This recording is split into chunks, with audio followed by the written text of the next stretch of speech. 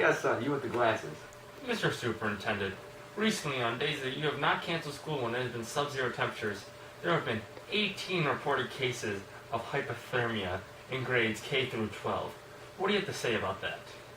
Well, recently we've hired 50 new city workers to plow the streets. Since kids have been attending school, absences have been down, and transportation has been a lot easier for kids to get to school. This past example was a logical fallacy called a red herring. A red herring was used when Tyler brought up the point of the amount of kids getting sick during the cold days, and the superintendent goes on a tangent to distract him by talking about the amount of city workers he hired to clear the streets. The two topics are unrelated, and therefore it is a logical fallacy. Mr. Nixon, with the recent deficit, how do you plan to handle the budget?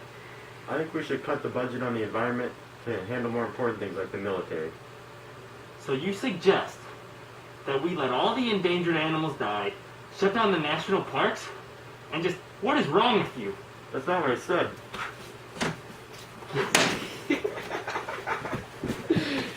This fallacy would be an example of opposing a straw man. Opposing a straw man is when one takes another's argument and simplifies that argument down. We see this example when President Nixon is addressing the issue of cutting the budget. He wants to cut the spending and the environment. Senator Clinton automatically assumes that because of this, he hates animals and wishes death to them all.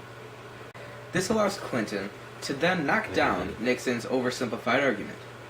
Because of this, Nixon becomes infuriated, and the end result is violence. Hey, where are you going? Where are you going? We're going out to lunch. You can't go out to lunch during school hours. Why not? You do it all the time. Well, I'm going to lunch right now, but I'm a teacher. Get inside. Hi there. This recent example of a logical fallacy between Keegan and our teacher Tyler is an example of a tu quoque. This is an example where, as we can see, Keegan, instead of dealing with the argument of hand of him illegally leaving school during school hours, makes a similar argument against the teacher Tyler.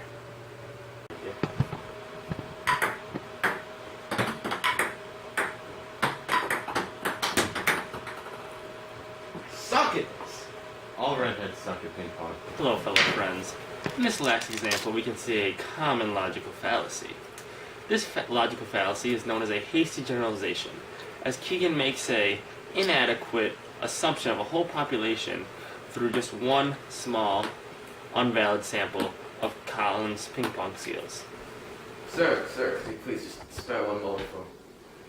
Recently, I was petting my pet alligator and he bit my arm off, and I have no money to pay for a new arm. Could you please just spare some money for me? Please, sir, I haven't eaten in days, just because I've been putting all the money towards buying a new arm. I gave up my house, I mortgaged my house for a new arm, but I still don't have enough money. Sir, please. Your pity won't win my money. Here's a battery. Our most recent example is a logical fallacy called appeal to pity. It's appeal to pity because Colin's recent arguments, although they're unfortunate, it is not a solid ground to base an argument off of for me to give him my donations.